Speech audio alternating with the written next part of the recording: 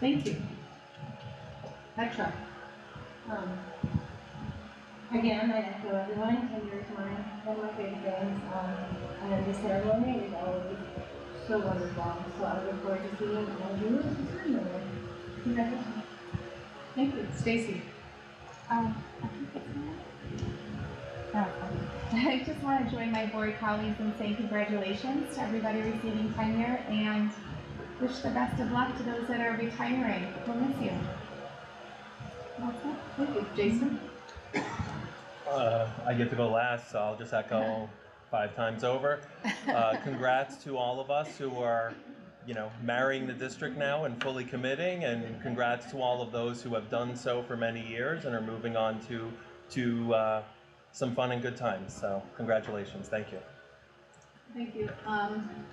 Actually, I will also echo everyone's comments, and I'll keep my comments short because I don't want to delay, but this is a bittersweet ceremony where we both recognize our tenured teachers and also say goodbye to those retiring. And it's so I don't want to take away from that. We're so appreciative for all the contributions those have made to our district and continue to make. I did want to mention something just early. Thank you, Jackson, for mentioning the girls' flag football. That is Wednesday night, which is also the same night as the BOCES annual board meeting. So I know that we have some that are planning to attend that. It starts early at 5:30. So my hope is that it'll be done in time so I can also make our inaugural event. So thank you for that. So without further delay, I will close the board comment portion. We're going to open for public comments. I just have to read a statement before I'll invite Glennis up as our student rep, and then for any other residents that wish to share comments. This is an opportunity for residents to address the Board of Education. The board reminds residents that the public comment portion of our meeting is only one item on a long agenda. We therefore ask that each speaker be as succinct as possible and that remarks be limited to 2 to 3 minutes. In an effort to ensure that the widest number of community viewpoints are heard, the board asks members of groups or the public to withhold comments if their viewpoints have already been presented. Of course, if anyone wants to come up and share accolades, the more the merrier. I very much appreciate that. We would also expect that residents speak in a respectful and courteous manner so as to model proper civility and decorum for our students. Comments or questions regarding a specific staff member or student are confidential and will not be allowed to be addressed by the board. District residents may also send comments or questions via boe@shenschools.org. All questions or comments come into the Office of Public Information and are shared with the board and the superintendent. Policy questions or concerns are typically addressed by the board president. Operational or questions or concerns are typically addressed by the superintendent or designee. Please provide your name and address in the event follow-up is necessary. So as I mentioned, I invite our student representative up first, Glennis. Hello. I have great news with our postcard campaign for free lunches, actually. Over 800 cards have been filled out, and they've been passed out by our senators to every single high school social studies class. And it is now up to the governor to approve it, since both the state senate and the state assembly agreed on the full funding. And as Jackson mentioned, our Festival of the Arts is going to be on April 26th from 4 to 5, and we are very excited to see a lot of faces there. Thank you. Do we have anyone from the public that would like to come up and make a comment at this time? Seeing no one approach the podium, I will officially close this portion of public comment. There will be another opportunity at the end of our meeting if you think of something and you want to say it at that time. So with that, we're going to move into our superintendent. We'll move to our superintendent for comments before the continuing recommendation. Thank you very much, Mrs. Officer. I'm actually going to hold off some of my comments until we get to the budget piece, but it was just interesting as I sat here thinking the last time we met, or since the last time we met, we've had a snowstorm, earthquake, and an eclipse. So it's just apropos that tonight we are celebrating the success of many, and wishing so many who have made significant contributions to the Shen story all the best into their impending retirements. So certainly an exciting time to see both bookends, so to speak. So I'm looking for the runway to land, and others are just taking off. to clear skies. So we're certainly looking forward to that. So in a minute, Genevieve is going to come forward and recognize those first tenure. And I've asked the board after she's done if the board could move to approve it. So we do the handshake dance with our tenure recipients, and then Jenny will spend some time. Even though customarily at board meetings we don't necessarily go through all the retirees, I think this is a significant board meeting to do so. So please ask me for people's patience, because we also have a significant number of individuals there too, and Jenny will call those individuals by name. And afterwards, if who's present, I was going to volunteer Kelly to take a picture, and I looked and realized that Kelly isn't here, who's our communications person. So somehow you'll find somebody with a fancy. So thank you, Dr. Buster Turner, for nodding. We'll ask our tenure recipients to kind of stand over here. We'll take a picture of our tenure recipients. We'll ask those retirees who are present to then afterwards stand over here. We'll take a picture of those individuals as well. So, so with that being said, I'm going to ask Jenny to come forward. Thank you, Jenny.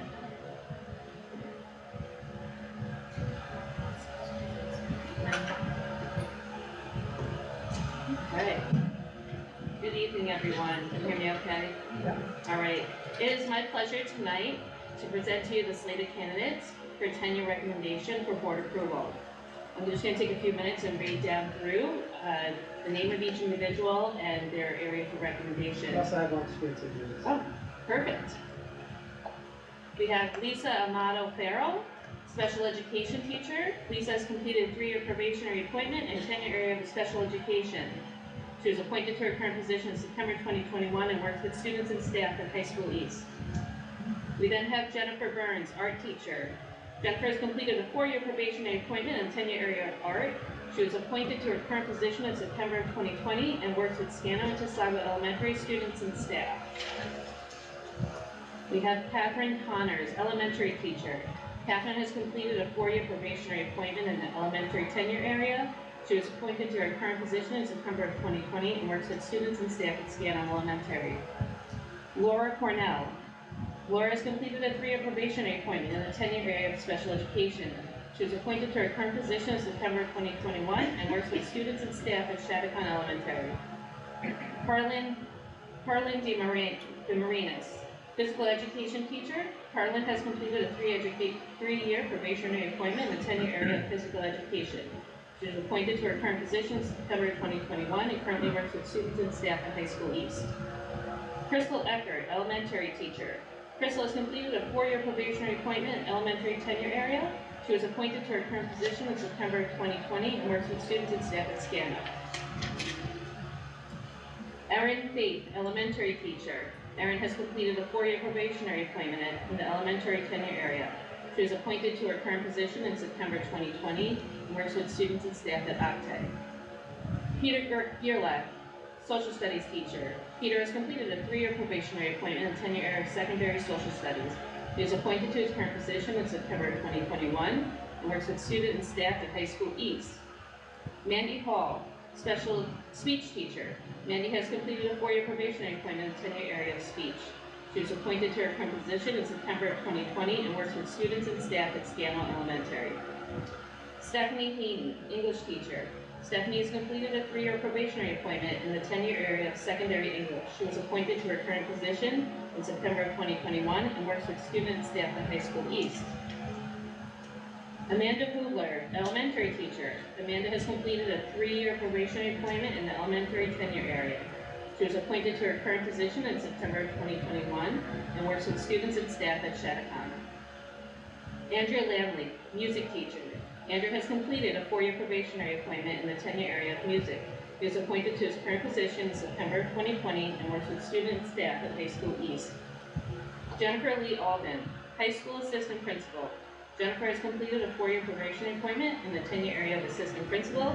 She was appointed to her current position in August of 2020 and works with students and staff at High School West.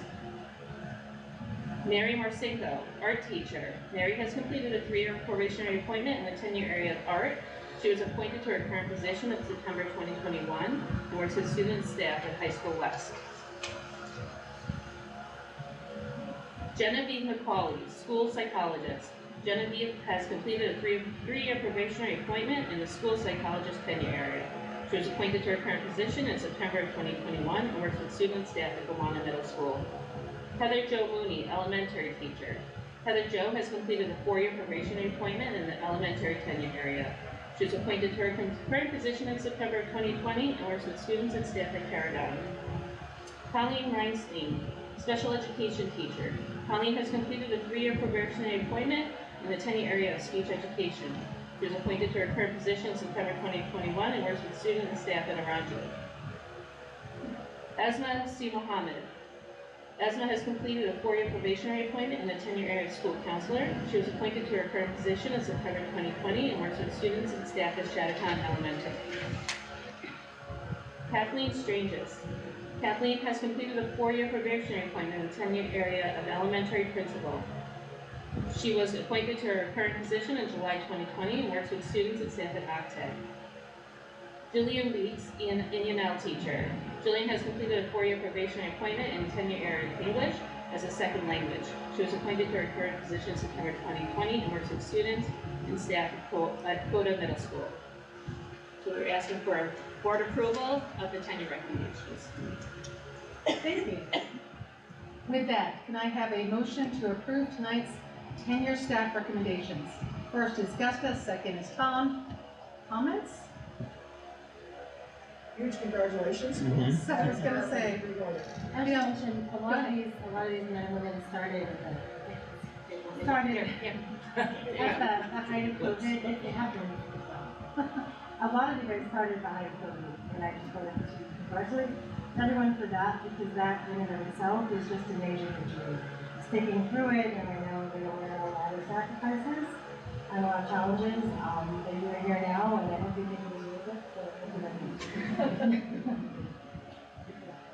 So I'll add to that. It's a tough lot to come on at that time, during COVID, really, when things were just getting ramped up, so we weren't even cooking really.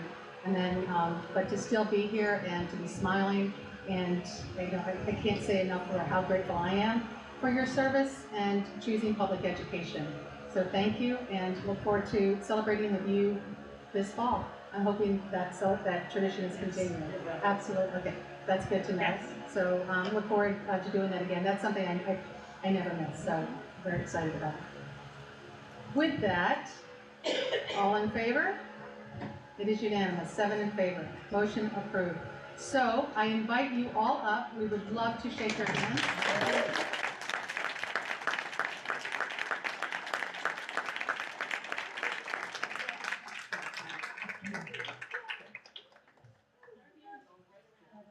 Actually, we want to get a picture too, so Yeah, how about no, you wind around and come in. yeah. That's okay. We'll be So go ahead, shake our hands, come around, and then stay for a picture. Congratulations. Congratulations. Congratulations. Thank you so much. Congratulations. Congratulations. I know you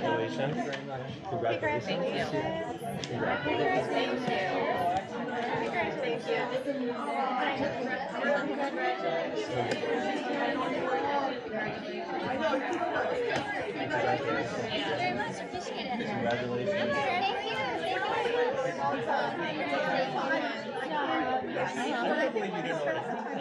Well, I did once in this district, but it was as a music. Well, congratulations. Yes, thank you. Congratulations. Congratulations. Congratulations. Congratulations. Thank you so much. You're my daughter, right? Chloe? She's gorgeous. I love her. Yeah, so She's great. I heard she had a great trip. It was pretty great. it was a very exciting. She was like, so we're making. Yeah. Thank you so much. Congratulations. Paris is fun. Yeah. Not all of us were in Paris. Congratulations. Congratulations.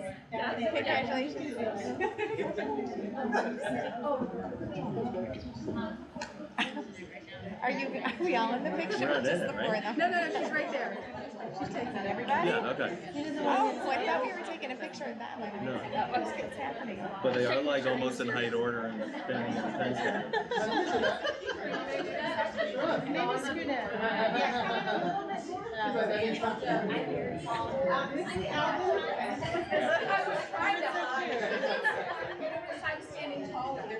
Can you get them off? Maybe scooch a little bit. Just a little bit right over there. All right, 1, 2, 3, tenure. Okay, congratulations.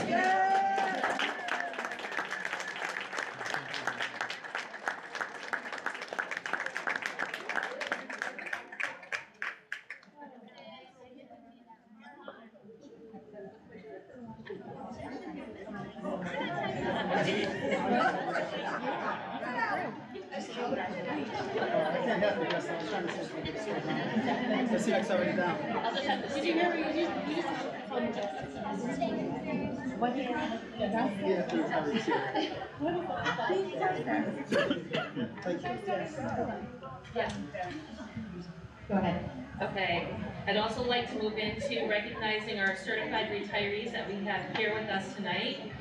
When we go through the personnel portion of the agenda as well, I will share with you the number of years that everyone has shared with the district. But for right now, I would like to just call out our certified retirees. Many of these individuals participated in our incentive program that we had, retirement incentive program that we offered this year.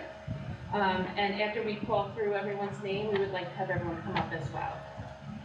Lynn Avis, Special Education Teacher, Paragon. Rose Barra, Academic Administrator, FACS. Susan Burns, ELA Teacher, High School West. Sarah Chaffee, Academic Administrator, LOTE. Michael Companion, Social Studies, High School West. Nancy Costello, Special Ed Teacher, Eric Arajan. Catherine Kerdman, ELA Teacher, High School East. Christine Ellis, Special Education Teacher, CODA. Kathleen Fay, Math Teacher, High School East. Heather Green, Special Education Teacher, High School East. Rita Hossman, ELA Teacher, High School West. Sean Hunter, Math Teacher, High School East. Susan Lenny, Math Teacher, High School East. Christopher Mars, Technology Teacher, High School East. Stephen Masseri, Special Education Teacher, Gowana. Kim Ventura, Elementary Teacher, Arenda. Almost done. Sorry. William McCarthy, Elementary Teacher, Aranjan. Joanna Monachino, Orlando, Special Education Teacher, High School East. Patricia O'Brien, Elementary Teacher, Scano. Debbie Smith, Speech Teacher, Elementary. And Heidi Steinbrickner, Math Teacher, Gowana.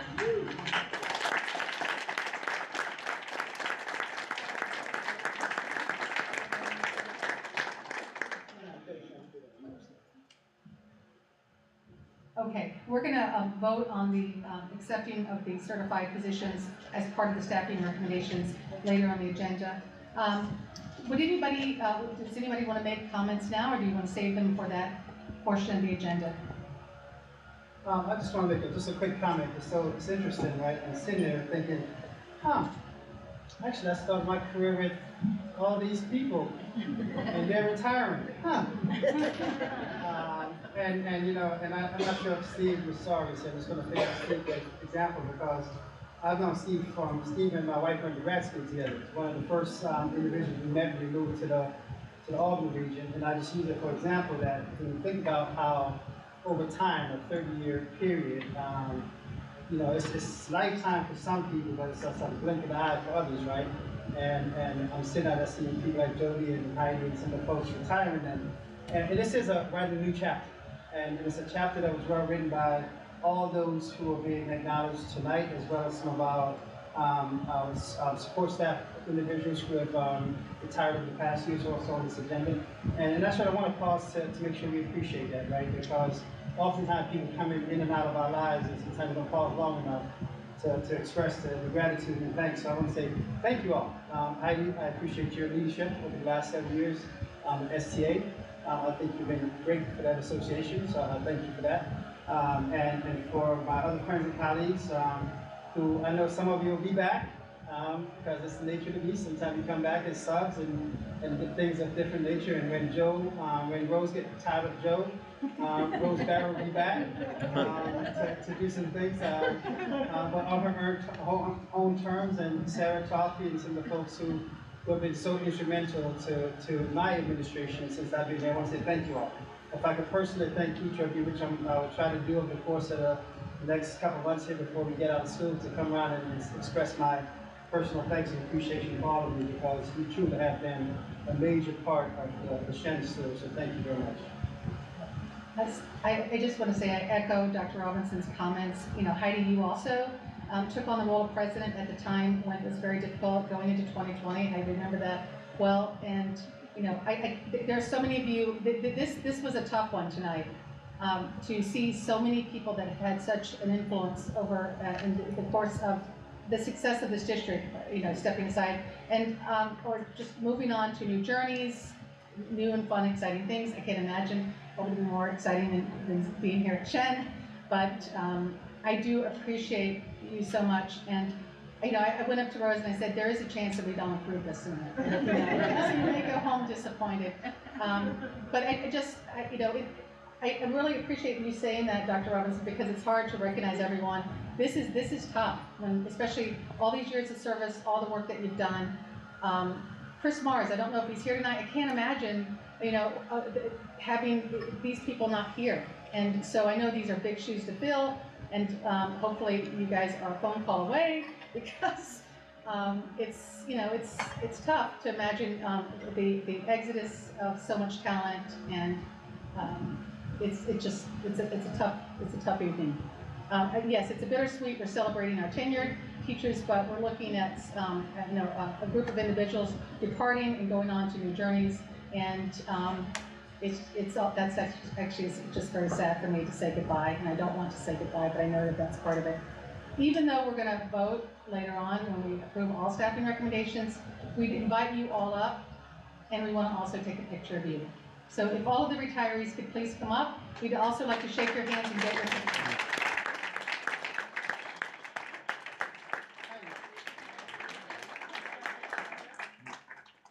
We do a handshake when we go around.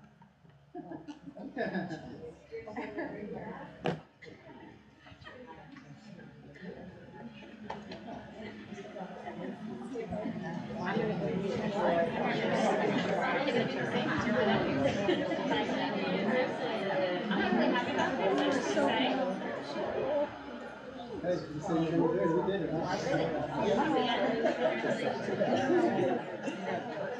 Congratulations. Yes. Congratulations. Congratulations.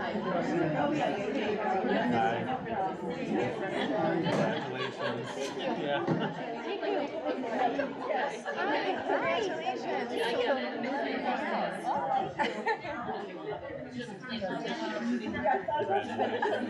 I'm sorry. Yeah, I know, right? We're ill prepared. Congratulations. You guys have been incredibly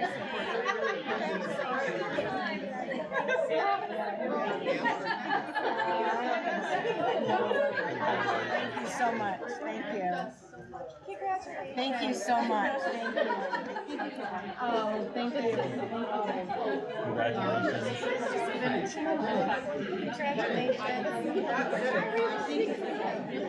Congratulations. Yeah, thanks so much. Congratulations. Thank you.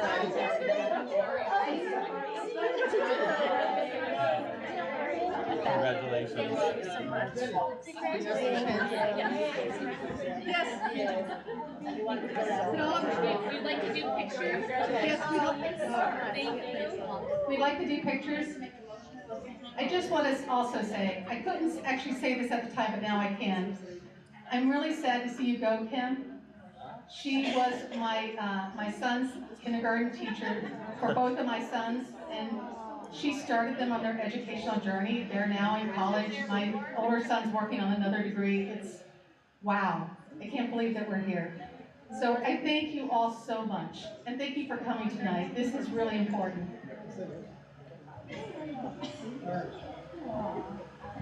1, 2, 3, well deserved.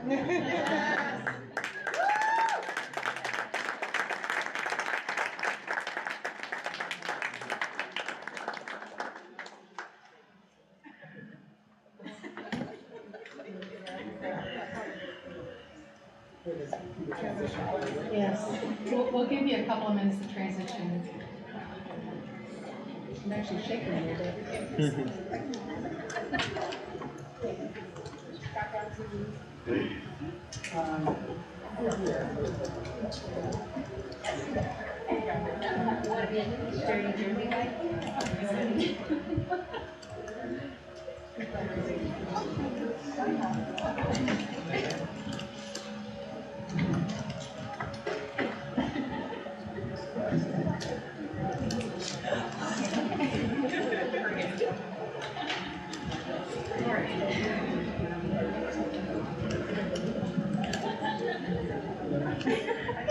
Okay. So again, thank you very much for those who were recognized tonight, and we appreciate it. So we have two presentations, so to speak, for the board. We have been in budget development now for a little over a month or so. So a lot of information, the board sees the same information, quite frankly, that we shared the last board meeting. So I won't necessarily go into all the details of it, but this represent, at this point, our final budget proposal.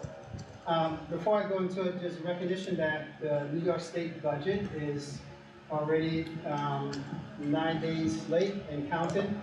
There was an extender that went until Monday, and it's my understanding there's another extender that's going to go to next Monday. So maybe some point the week of the 15th, we'll have some sense of what the state budget will be. There's a potential that if the state approves a budget that reinstate what they call the foundation aid formula and allow the formula to run, Shen could see some additional state aid, but that's a big question mark in terms of if that's going to happen, and if it does, what's the implication of that. With that being said, the budget that's being presented is based upon our current knowledge, current information. As I shared with the board in the earlier correspondence, if the week of the 15th, we find out there's a significant increase in state aid, we'll ask the board, tonight we're going to ask the board to adopt the budget as is, and if there is, we'll ask for a modification. The timeline gets tight for us. Gosh, I feel so bad for you. You want to slide down this way? No, he's a hide. Because the sun is like beaming right in the face. It looks like if you went the opposite direction, this way, closer to the that better station, over there? it might be better. Shift to the very end. Yeah. So, no. I think it should go to the end. I can't. That's what I was thinking, that's what I was trying to do. I'm fine though. So with this, that was a nice distraction from the bad news about the state budget. So again, if there's a sizable adjustment as a result of a past state budget in the week of the 15th, we have a board meeting on the 23rd. The problem that we run into, not only Shen School District, is that all the other timelines continue. So all our other reporting timelines, absentee ballot timelines, all those things continue, and it gets tighter. The producing of the newsletter. So for a perfect example, tomorrow we're going to start finalizing the newsletter and start shipping them to printers to prepare for the printing process. And so every time we lose a day, lose a week, it puts us in peril on the other end of the process. And so we have to be very cognizant about those timelines. So we'll be watching that very closely. So again, recognizing that the board has seen this before, so I won't necessarily go through all the detailed piece of it. What you see now is some background information that drives our budget process. We have what we call our framework that we use to make decisions, particularly instructional decisions, with the focus of students in the center of all our decision making and asking what do we want to achieve, how do we best do it, and how we measure our success. So that framework drives not only the recommendations that goes into the budget process, but also subsequently decisions that we make throughout the process. We make certain assumptions based upon information such as what I mentioned before. What's our projected state aid? That's a huge assumption because that drives a good portion of our revenue stream. Then we have certain expectations. What are we trying to achieve from this particular budget as well? So those assumptions and expectations are the things that we talk about in the start of the process that drives the entire process. Ultimately, our goal is to maintain balance between preserving quality programs, avoiding what I call points of diminishing returns. In other words, where's that point where we keep investing in something but the returns are not there? So when do we have to make a critical decision about what do we continue, what do we discontinue as we move forward?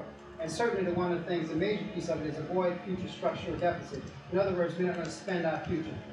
So we have to know that, anticipate if we spend something in this budget proposal, can we sustain it in future years? So those things become a big part of our process. And so we do the multi-year approach to the budget all the time. Again, just some highlights, some things the board has heard it, but I know members of the audience probably for the first time.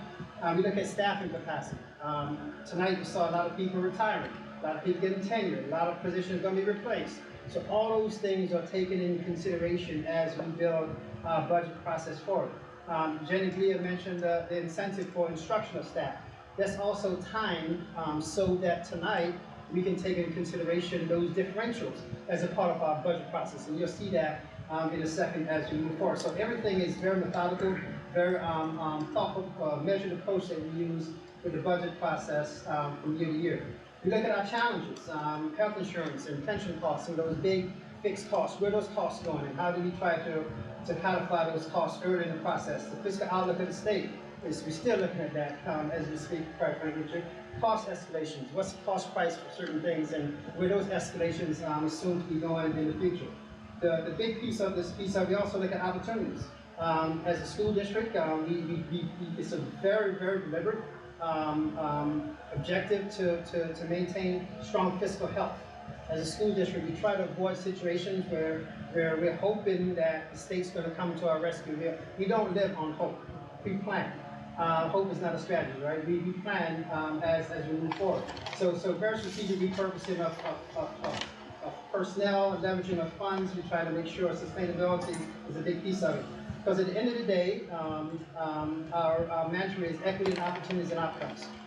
We believe that if a young person needs more to be successful, you should try to provide those resources so every young person can be successful based upon their respective talents and measures of success. So those things are a big piece of the process in terms of the value add as we move forward. Again, I'm not going to go through all these things, but these are some of the factors that we start looking at the budget. Try to put it in chunks to make it manageable. So we start talking about what are the big mandated contractual pieces. What are the operational enhancements? What are the things that we're going to propose in the budget that's going to make our systems better? And then what are some of the instructional investments? What are some key programmatic things that we're going to invest in, again, to enhance the quality of the educational experience for our students? And so those buckets become, again, makes the process very manageable and turn a very otherwise complicated process into a very straightforward and seemingly simple outcome. And so this year's budget was an interesting one, as I mentioned, the retirees. And so you saw individuals tonight. Those individuals, the 18 individuals that were recognized tonight, there's a cost differential of about $850,000. And that cost differential allows us to do things within the budget without changing the budget footprint. And so we know that each year we'll be adding staff, we'll be adding enhancements, and so it gives us an opportunity to do those things without adding to the bottom line of the budget from the beginning. So that's where the 18 individuals that you just offered here. And if you notice here, we want to point out several years 19 years ago when I got here, it used to be a step one. We used to budget for step one, replacement. And then, about 10 years after that, we moved up to step 4.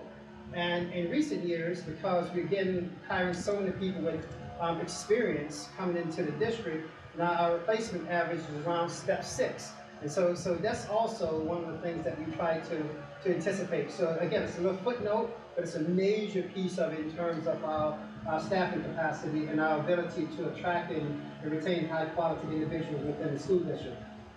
A big part of this framework too is looking at some of the federal grants that will be retiring or exhausting.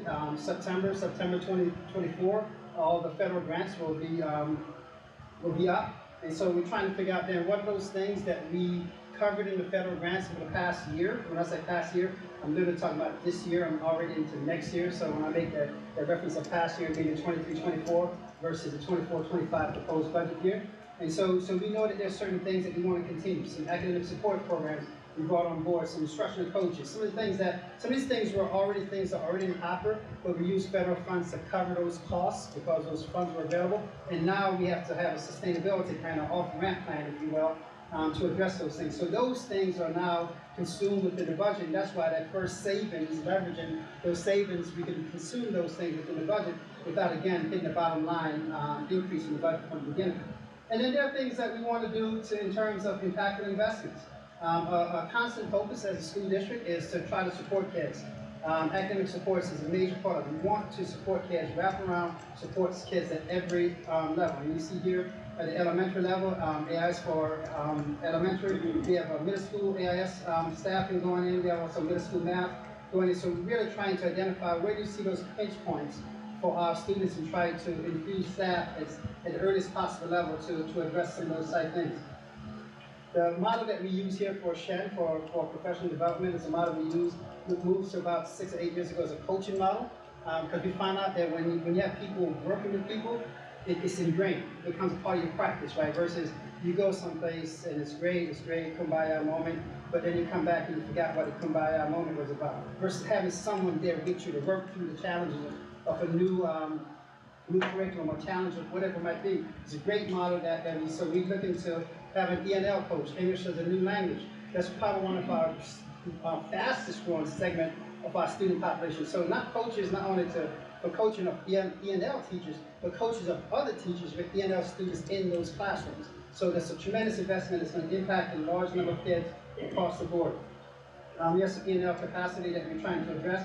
Similarly, on the special education side, we're looking at a special education coach for the same thing, because again, we have some students with multiple diagnoses, and we have to figure out how do we best provide service for those kids. How do we support people in some of these more, particularly more intensive classroom situations? So bringing that to the board is going to be a huge piece of it. The special education staff we see here is largely driven by what we see and we anticipated it, because coming out of COVID, we know not only Shen, but nationwide, the population of students that was least served, ironically, was a population of students that needed the greatest service, the special education population. With COVID and the inability to do the one-to-one and hands-on, many students, particularly our younger students, were not served in the capacity. So we knew coming in that this would catch up at some point. So now we have kids coming in kindergarten where we're really focused on some high-intensive pieces at the earliest level, again, to hopefully get those kids on that path for continuous improvement. So a lot of the elementary pieces is to address some of those pieces that we see come on board, and we anticipated, and now we're building the capacity to move forward with those individuals. We also have some enrollment pieces. Enrollment is not a lot of staffing for enrollment, because for the most part our enrollment is relatively flat, but we always have schedule issues with enrollment. Art and music is always one of those areas we're trying to schedule kids in and have enough ample capacity, those kind of things. Kudos to Rose Barrow, who's one of the individuals whose retirement will be accepted, I think. Tonight. We have done a lot to grow our CTE program here at Shen. Each year over the last 7 years, adding additional CTE classes, additional staffing capacity. So that's, again, indication of quality growth to give all students an option after high school. We don't want them to go through 13 years and don't have an option or options after high school. So we want kids to have options for college, career, or otherwise. And so that's a big part of the investment piece as we move forward. And then we're trying to do some neat things to enhance engagement. Esports is very popular, and it's a growing area that we want to get into. Today, Dr. Wilson Turner and I, we had the privilege of driving around and visiting all the team practices, and we have hundreds of kids engaged in sports, and it was just great. From the modified version to the varsity team, seeing those. So we want to create capacity. So particularly at the young level, the modified, trying to bring some additional coaching staff in, so we can try to have more kids, especially at the younger level, participate in sports before it gets to the more competitive varsity level, where things like cutting and things like those kind of things kick into the sequence. Girls flag was mentioned tonight. It's huge. We have a lot of kids participating in those kind of things. Track and field is happening right now. We probably have 200 kids out in track and field right now. And again, it's one of those sports that if you're willing to do it, we want to try to create the capacity to give you the opportunity to do it. So again, I share those kind of things with you. Extracurricular units, capacity trying to create in buildings. So when people have neat ideas, be it staff or students, about, hey, let's do this club, and we have the capacity and it's consistent with some things we want the school district, we want to be able to try to accommodate those things as we move forward. So a lot of neat things like that that's in this budget, even looking at field trips. We're trying to create some capacity for local field trips, so that's not taxing for families who may not be able to afford it, or quite frankly, the families that can afford it, but it's a compromise otherwise, and two, so we have greater equity or parity across schools, especially elementary schools, in terms of what's offered at the respective levels. So you're not, because I went to this school, we did this, because I went to that school, we didn't do that. So you're trying to have much more parity across those type of things. And then neat things like enhancing our security on campus. Last week, Kelly Barclay, who's our communications coordinator, she presented on looking to enhance our website. That's a huge undertaking. And so not only, people see the website, they see the beautiful pictures and content, there's a lot of work behind it. So we want to move to more videos, more dynamic content, those kind of things. So we're looking at expanding those pieces with content management. And some of these things that we know that we can absorb right now, because we know some turnover is going to come, some staffing capacity, they create some differential for the coming year. So we try to anticipate those kind of things. And certainly, if there's additional funds from a past state budget, it would certainly help. The reason why, because last time I pointed out to the board, the last three items that additional funding from the state would certainly bolster our capacity and more effectively do those. Particularly the last one.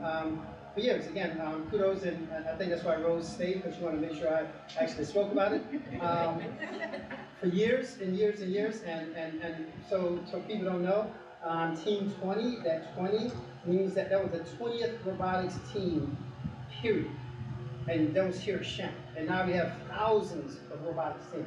So, and yet, we still go to RPI to practice and those kind of things. And so one of the things we're looking to do, hopefully, hook a crook somehow, even if Mr. Barry is going to start building it himself.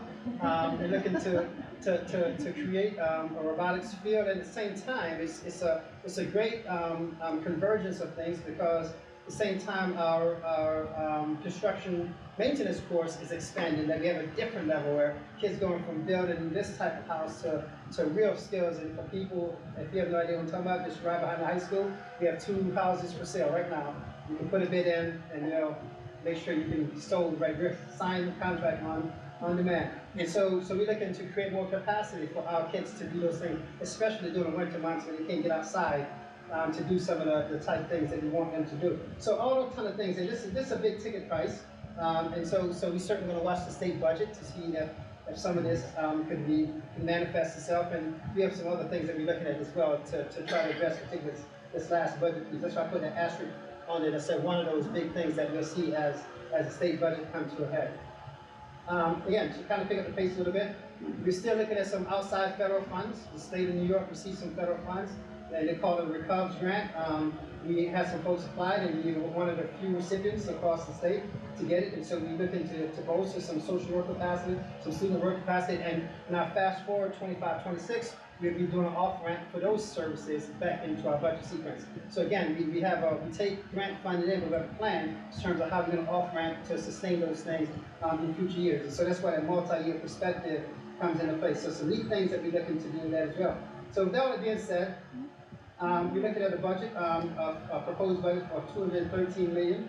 It's about 3.47% increase over the prior year. And just to give you some context, so what I call the shares in terms of where the funds in the budget actually go. So when you think about it, about 35% of our budget goes towards instructional salary. And by the way, if you look at these percentages, and the reason I know it because different grad courses I teach, I always say, folks, let's analyze many school budget, and the share should be plus or minus 1 in these columns for schools that are funded appropriately.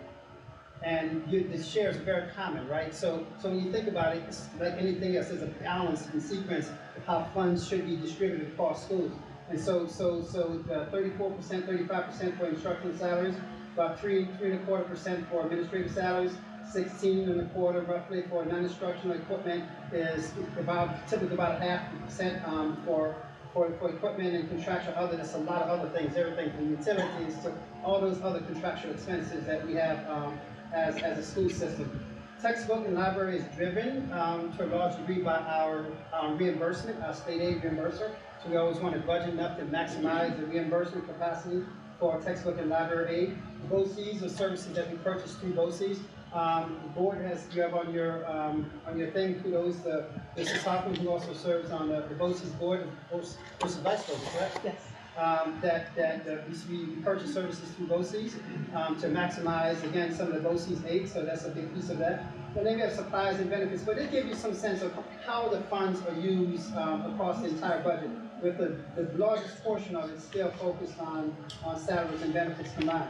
This is also an interesting graphic. The state of New York required for us what they call a three-part budget display.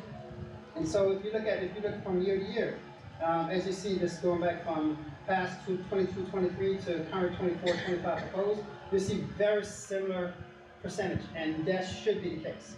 If we're doing what we're supposed to be doing, you should see the case. You shouldn't see the budget from year to year all over. You should have a good budget, bad budget. You should have consistency. If you want to have consistent outcome, you have to have consistent input, consistent processes. So you see those percentages are very comparable across and if we were doing 5 years, you see a very similar picture as well. So that's a good indication. And then this is also a graph that we put the budget in perspective. This past year, this large increase of 6.31 for the current year's budget is aligned with when the state finally fully funded Shen. I say finally because, quite frankly, since I've been here, 19 years, we were never fully funded. And so finally we're fully funded this year, and that's the irony of it. We're fully funded this year, and now here we go again with our fingers crossed to see where we're going moving forward. So that increase in expenditure was also in line with a significant increase in revenue. So it was a tax neutral impact in that sense of it. So it gave us a chance to do some neat things, particularly coming off COVID, particularly leverage some funds with the federal. So it was a great opportunity to have those conversions of things happening. And so when you see the 5-year average is around 3.7, what we propose is 3.47. Just give you some context in terms of where this budget is in the overall scheme of things. And so if you take the 6.3, average clearly will be lower, but this still gives you some sense of where this proposed budget is in context. This is where our revenue stream falls out right now. About 66% of our revenues are from proposed tax levy. So this is a combination of STAR, revenues with STAR, revenues without STAR, and pilot, payment in lieu of taxes. So give you an explanation, a new business wants to come to the area, basically saying, give me a tax rate for the first 5 years, 3 years, 7 years, and then over time I start paying more towards the full amount. And so that's what a payment in lieu of taxes comes into sequence of it. So again, roughly 66% of our revenues are from property taxes. Federal revenue is a small portion of it. Most of our federal revenues is Medicaid reimbursement for certain student population. We don't get a lot of federal funds that go into the general fund budget directly. And then, as Asher see, noted here is based upon the governor's proposal, not based upon the final state budget, and about 31%. December last year was 31.5. Right now we're right about 31%. So roughly each year is about 31% of our budget is from state aid. So we can anticipate and plan accordingly based upon some of those percentage factors. And then the other resource items that we have in our budget, some miscellaneous income you have to look at our budget. This past year we were very we were watching the interest market, and the interest market for schools, by the way, we could only invest in certain type things. In schools, we're not hedge fund investors. We don't do those kind of things. The market cycle up and down doesn't impact us as much. It's what I call a CD, certificate deposit. Some people have no idea what a CD is. Some very mild investment that we use, and that mild investment market is typically tied to the Treasury bill, and that's been pretty stable. And so the investment income started creeping back up, and so now we're trying to capitalize more on that for this year. So we're going to, this year again, 24-25, and if that proves out, then we'll kind of keep it more consistent in our revenue stream as we move forward. And then we do some fund balance adjustment to just to kind of mitigate some of the tax impact as we move forward. So again, that's our revenue piece, and if, as I mentioned before, if the state comes in with a significant revenue adjustment, we'll come back and make some of those adjustments accordingly with the board, because there's some things in here, like particularly the prefab piece of it, that right now would be nice to be able to allocate in a budget line fully for that amount versus trying to get to the end of the year and do some reappropriations and some things of that nature to try to offset some of those costs to address that need. Second big piece of the budget is the tax cap. And I know a lot of people think the 2% cap is actually a pretty extensive formula that goes into it. So our tax cap allowance was 2.97, which would have allowed us to levy $141 million in taxes. The proposed budget that we're looking at is coming out of 2.83, which is $140 million in taxes. So we're slightly below the tax cap, and why that's important, if you go above the tax cap, you have to have what they call a supermajority passage, which, you know, we always have more than a supermajority. We've had. We'll take always out of it, right? Jinx ourselves. And however, we never want to have a situation that we're trying to, quote unquote, say, to pierce the cap as a part of it, because it creates a different type of dynamic surrounding budget votes. So we try to budget, try to put together a budget that address our needs, and then we see the tax implications of that afterwards. So we're certainly below that tax cap, which is always a good point. Put that in perspective.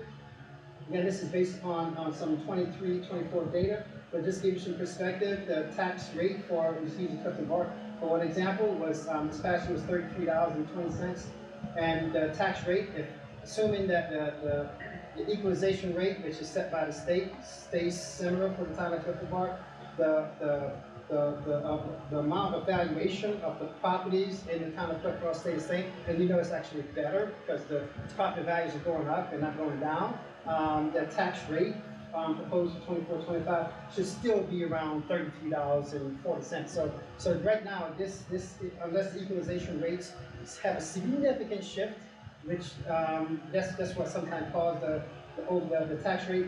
This is probably more likely the worst case scenario of what tax rates would be. They're probably going to be, again, probably close, even as is, they're very close to this past year's rate per thousand as well. So those are important points to make as we go through it. And then we do some rough estimates.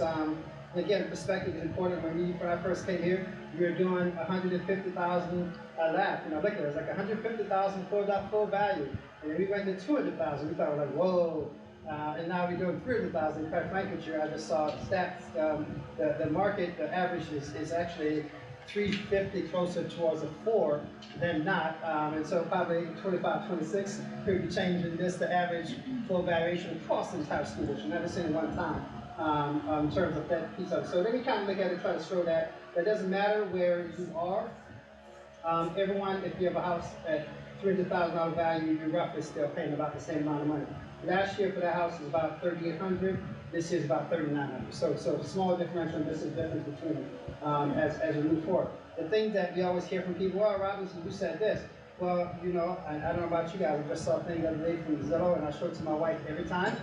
That, honey, we can sell our house and look at all this money we can make, and then she's like, okay, so where are you going to live? And so I realized I can't sell our house. But you know, the property values in this region in particular, we didn't see the huge dip that some places saw, and it's still pretty stable. If you're trying to buy, if you're selling, great opportunity point still for you. So we know that those valuations will shift, and people may pay a little more because the value of the houses have changed from one year to the next. Those are things that we don't necessarily control, but it's reality. So again, this is kind of recap the budget, as I said before. So we're excited about the budget process. We also have a proposal for buses. And this is a tricky one because we have the electric bus thing right on the horizon. And right now it's a huge debate. And I'm not going to try to recap the entire presentation that we have. We have 2 electric buses being constructed, and hopefully 2 shortly after that. We have chargers. We are, in fact, next week we're meeting with National Grid. We try to figure out about power capacity. We have our engineers doing all sorts of studies, so we're doing a lot of things in terms of how do we build capacity moving forward. We know that capacity will not be in place for 24-25, so it'd be foolhardy for us to buy more buses at quite frankly that we can never plug in because they won't build them until we have the capacity to actually use them. So this proposal doesn't have electric buses in it, and while that's the case, we still have a need to keep replacing our buses moving forward. So we, each morning, a little bit less than 200 buses go out on the road, and so we're trying to keep the capacity and move forward. So this replacement cycle is to address that. What you see here is the dip during COVID. Right after COVID, we didn't do a lot of bus replacement because COVID, there's a lot of change and transition.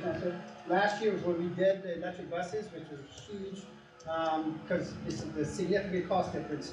$500,000 for one bus versus a typical $135,000, $140,000 for a gas engine bus. So that's why I saw the dip last year, this year. and we purchased some e-buses. And so now we're getting back to our normal kind of replacement cycle of 21 to 23 buses. So that's what that sequence of bus replacement kind of like.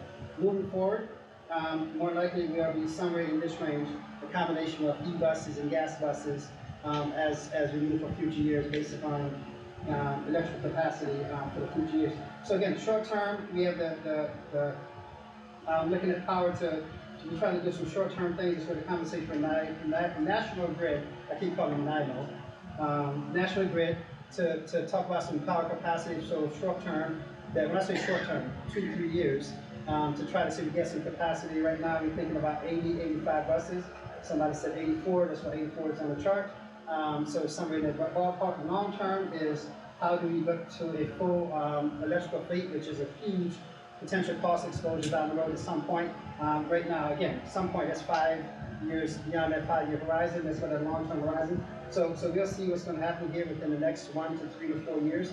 And that would also continue on not only if we have capacity, what's also the timeliness of the process to get approval and all those kind of things drive this equation again. So I share this with you because for 24-25, for us to purchase e-buses, that would be an absolute waste of taxpayer dollars.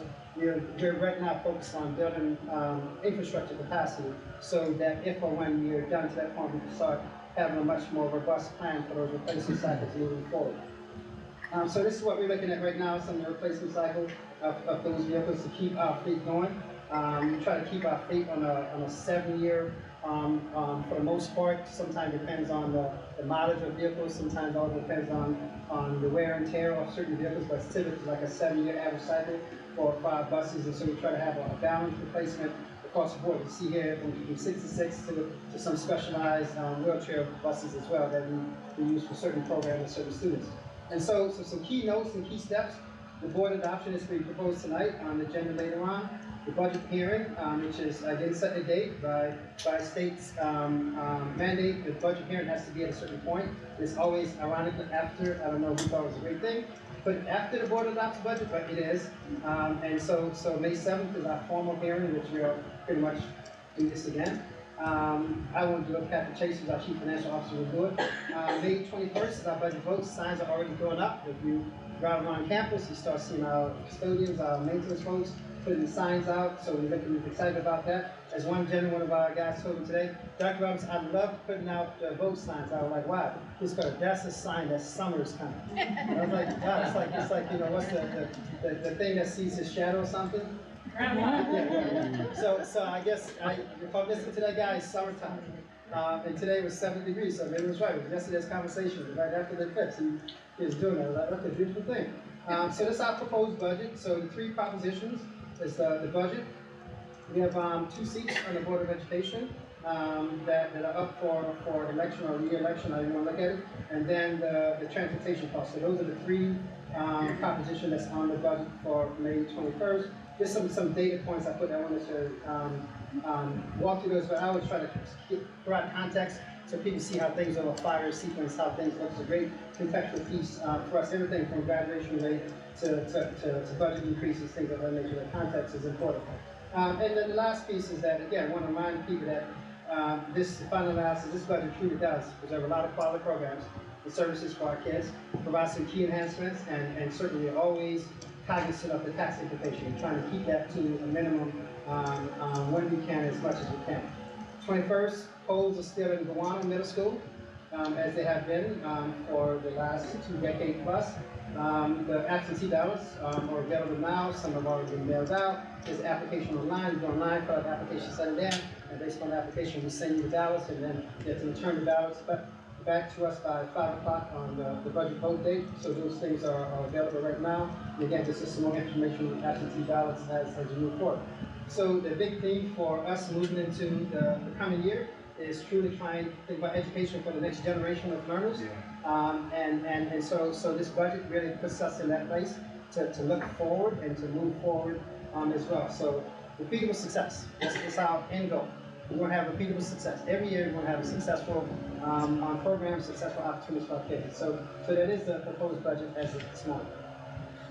How can we send out absentee ballots if we don't know who's on the ballot yet? No, they have to apply. They have to apply for the ballots. Oh, Yeah, the oh, I application. see. Yeah, So the application is going on and then. Correct. Yeah, then, once you get that, then the actual, all the information goes out. I see, so we're sending out an application. Yes, yeah. Thank you. Any other comments or questions for Dr. Robinson? I just want to say, Dr. Robinson, I know a lot of work goes into this. We had, a 6-week marathon, board meetings for you to go over pieces of this budget. So, but I do believe it's a strong budget. I believe that it's building on successes from past years as well. So a lot of strategic thinking forward, and so that it is, the increases are smooth as far, and it's something that our community can absorb. And but with everything that you shared tonight, I know it's conservative. It's not assuming anything as far as the governor. It's really only recognizing assumptions made with the original proposal. I also know that there's a good chance between tonight and, May 7th, there's a good chance we're going to be approving something different. Well, actually, we have to do it by the 23rd. We have to do it by the 23rd, Right, by our next meeting. Yeah, so let's hope that happens. Do you have a question? Yeah, quick question on that. I mean, sorry, I feel like the fan is going in the mic. You do have a thing going in your ear. But even if it's afterwards, it's just additional funding, we can deal with it later Yes, too, exactly. right? I mean, Yeah. ideally we Correct. could do it here, but Correct. just like the new interest we got, right? Correct. So we still get the benefit if they send happy money our way. So, Right, but as yeah. far as what the ballot is, Correct. Yeah. After a certain point, it is what it is. Yes, so Yeah. our next meeting is an absolute date that we can do it, because we have to have military ballots out to military recipients. Mhm. We have to have ballots out to disabled citizens that we get this from the county. All those, that's what I said, all the other timelines keep ticking that we have to follow. So that's the last trigger point. Okay. What if they give us so much money we exceed the tax cap? So, no, we won't exceed the that's tax, not no, it's on the revenue side. Actually, Right. more money from the state. More money is a will- good thing. If the state Mhm. lower the tax cap? Yeah, Oh, exactly, yeah. Right. So we. Well, the levy's gonna stay the same. Correct. We're just gonna get more state funds. And at some point, we have to deal with reappropriations of reserves and things of that nature in the following year. Right, so we have to Correct. put it somewhere. Correct. Right, next year. Exactly. Before we can, just one quick second, Mrs. Hoffman, if you don't mind. I want to sort of walk through it. But one of the things that we try to do, and we're going to start this process, I just want to point out that I'm really sick tonight. Starting Friday, I'll be having this conversation with facilities, staff, and you see here Clifton Park Nursing Home. So we try to, Clifton Park Town Board meeting, so we try to get out internally, externally, to have this conversation around the budget. So this process, the roadshow happens. We're on the road literally, and so I say this because we pride ourselves on eliminating ignorance being an excuse, right? People say I didn't know, because we try to get to a lot of different places. Internally, there's a lot of places internally where we do like the Rotary meetings. Any of those organizations invite us to come to their meeting. Sometimes they have closed meetings to their members only. That's fine if it's one person to where to go. So myself and Kathy Chase, that's why this was over here. We try to go to a lot of things. PTA Council is grateful this year. They're going to try to collapse, invite a lot of people to their virtual meetings, so we can avoid going to 4 PTA meetings on the same night. That saves a lot of logistics. So again, I want to point this out. So the roadshow schedule is out there, ultimately culminating in the budget vote on the 21st. So a lot of work continues with this process in terms of communication, newsletters, website, posting, social media, a lot of things we try to do with the budget process to promote the vote. So you'll see later on, ask the board if they approve the budget that you see here. And again, if something happens on the week, we'll make some adjustment. If not, we'll just continue with what we have. Okay, all right, Thank you. thank you. So with that, I'll invite Mrs. Carmen up for our first reading of policies and procedures. Good evening. Tonight we're presenting the following policies that were reviewed at March's policy review meeting and being presented for first reading tonight. Most of them are instructional policies that we focused on this last month. Any questions? Any questions? No? Thank you, and I'll see you tomorrow morning, bright and early. So we have policy review again. Yes. Yes.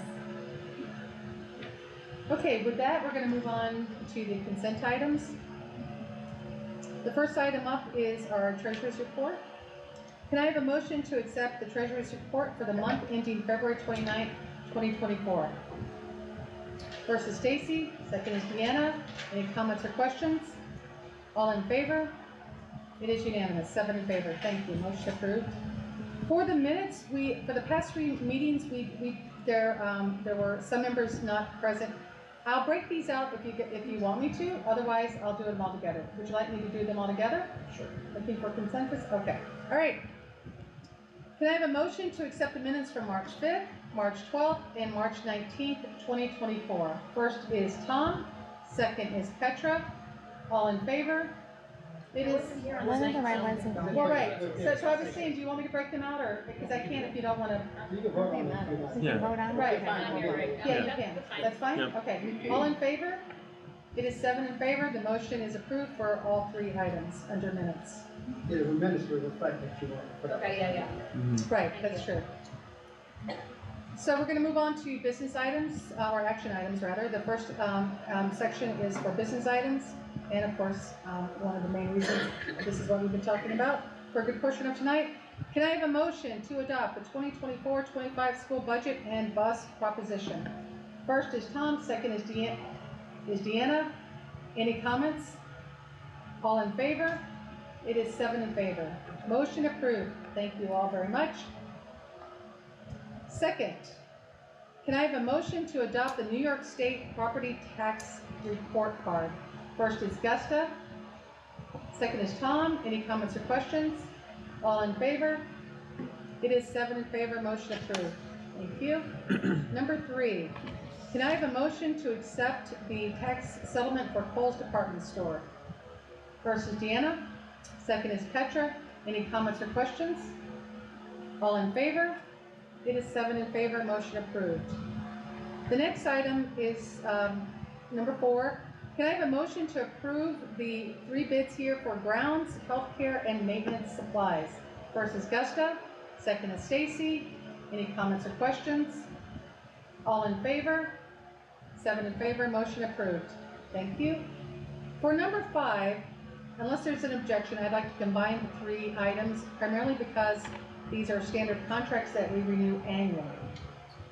No concerns with this? Okay. Can I have a motion to approve the Access Therapy A, B, Hanover Research, and C, the SPAC graduation contracts? First is Gusta, second is Tom. Comments? Do you have a comment? Oh, all I'll say, my only comment is that for the SPAC contract, graduation is Friday, June 26th at 1:30 p.m. Hopefully all can make it. This is a big event. All in favor? It is 7 in favor. Motion approved. Thank you.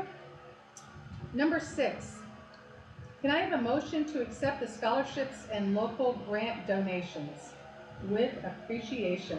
First is Tom, second is Deanna. Any comments?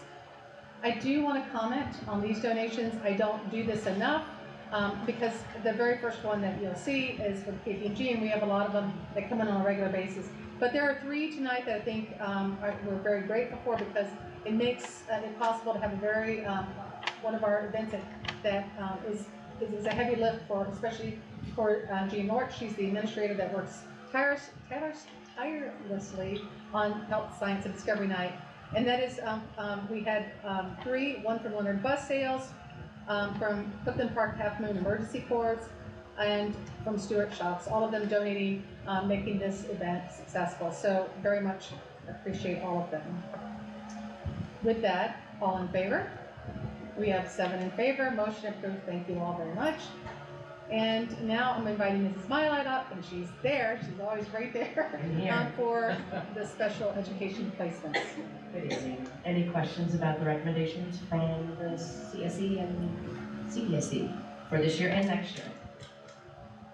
Oh, that's a big one. With that, can I have a motion to accept the special education placements? First is Gusta, second is Deanna. All in favor? 7 in favor, motion approved. Thank you, Mrs. Mylite. And I'll invite Mrs. Glee up. This is a big night for you. Yes. Lots going on. That's 3 times, so. Yes. In front of you tonight, you have the staffing recommendations. I'm not gonna go back through and read all of the certified staff retirees, but I will say in total, we had 591 years together that will be retiring. In addition to the certified staff, there were 3 of our classified staff. Mary Lee Carey, who is retiring after 22 years as a teacher aide. Donna Marshall, retiring after 29 years as purchasing and inventory clerk. And Lloyd B. Shelton, retirement after 12 years as a bus driver in the district. And I don't believe any of them. Are any present? No.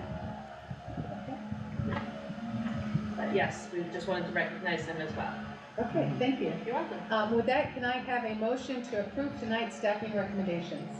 First is Jason, second is Stacy. Comments? That brings us back to like the Renaissance. I know. Yeah, that's a lot of years of service, and wow, just wow. You know, it's we can't go through all those names again. Right. But we're incredibly, or I'll speak for myself, I'm incredibly grateful for all that our retirees have done for our district and continue to do, and hopefully we can keep some a little bit longer. Knowing that I can't separate out a few that are still in this room, I ask with a heavy heart, can I have a motion to approve? And we have the motion, Tom, and we have Gusta as the second. All in favor, or Jason. comments? Jason and Stacy. Oh, it's Jason Stacy, sorry. I asked it again. Yeah.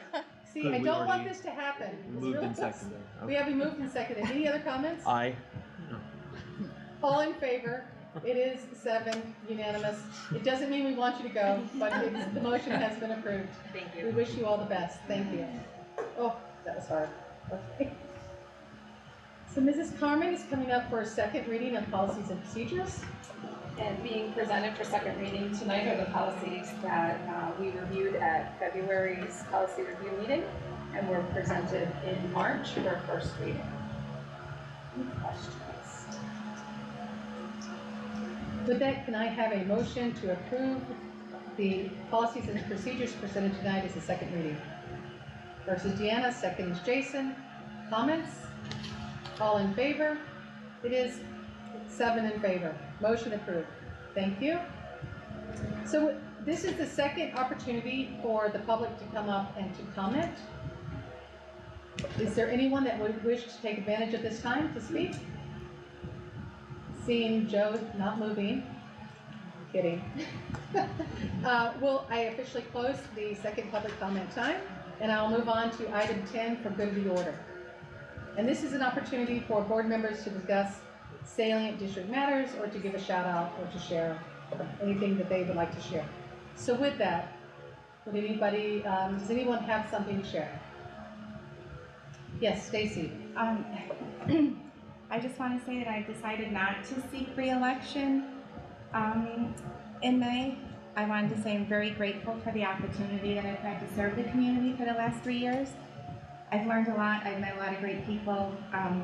I feel it's just time to move on to other things. Some new opportunities have come up for me that I'm going to focus my time on and just spend time with my girls that I still have at home.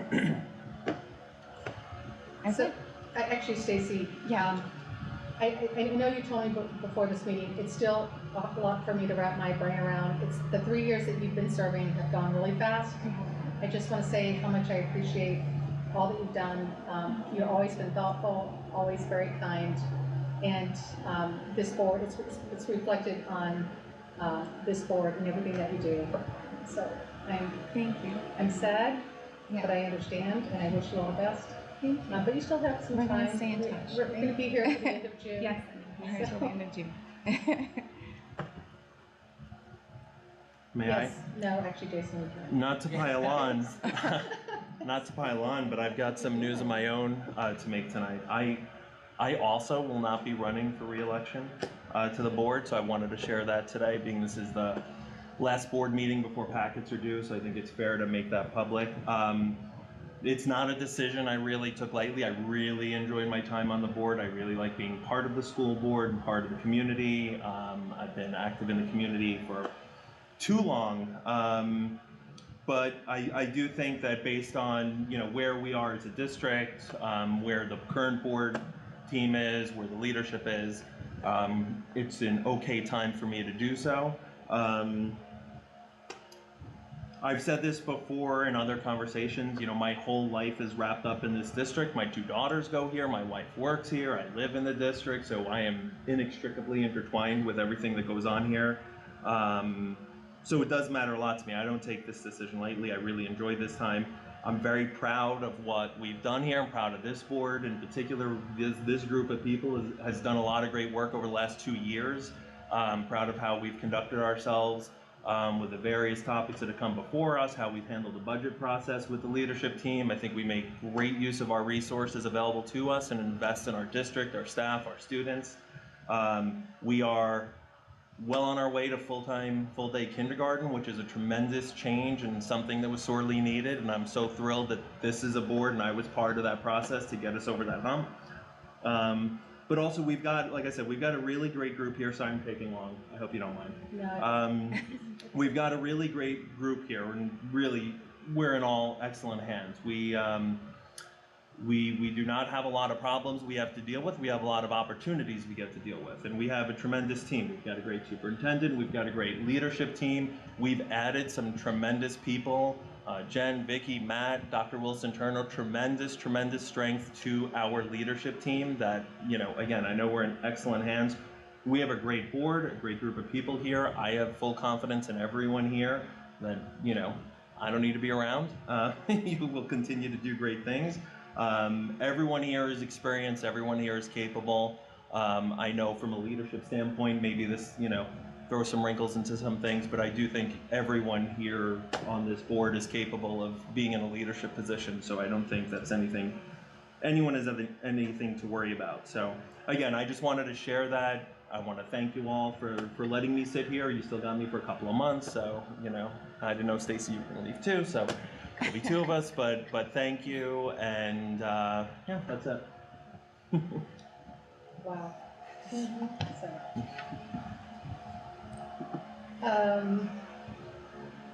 This has been a crazy night. It's been a crazy day.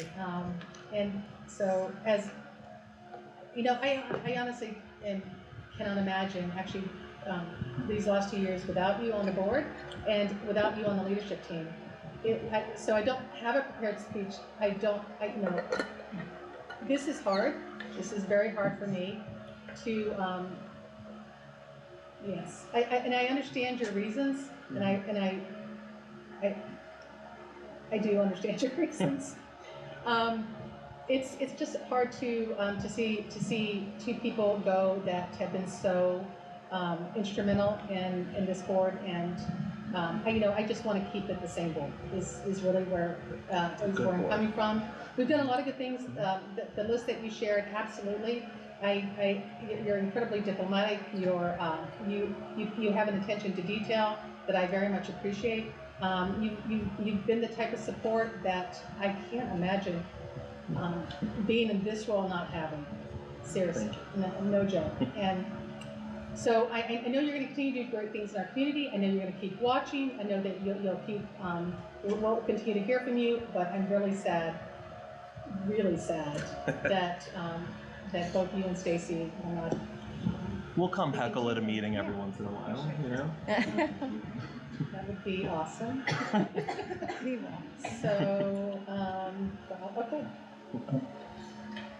Too bad we can't vote that down, but any other comments? Yes. I think there'll be more to say. It's a couple more months. Yes. Maybe I'll change up around. But I just want to say thank you. Jen and I are in our first term here, and we started a year after you. This is not an easy job. It's certainly not an easy job to volunteer for. But I just want to say thank you for your warmth and your kindness and being so welcoming. And that's not really an easy thing to do, to come on board with people who've done so much. But it means a lot. You've been there for us, and again, you treat us like we're part of the team, and we're going to miss you. Thanks. Yeah, no. Yeah. I don't know about the warmth, but the kindness, yes. No, you guys are great. You're very dedicated, and I think that's really like 90% of it, right, is dedication. And then everything else just comes with experience. So thank you guys. This genuinely sucks, but I'm also looking forward to seeing who's gonna come on next, right? I mean, boards are not meant to be static. They are living things, and new people will bring new ideas, and new lived experiences, so let's do it. We have to wait two more weeks, right, to get signatures in? Yes. All right, let's see what happens, yes. And yeah. Any other comments? Okay, all right, I think that's enough for one night. Yes. Move to adjourn. He's the. Can I have a motion to adjourn tonight's meeting? Jason is first, Petra is second, all in favor? It is 7 in favor, the meeting is adjourned.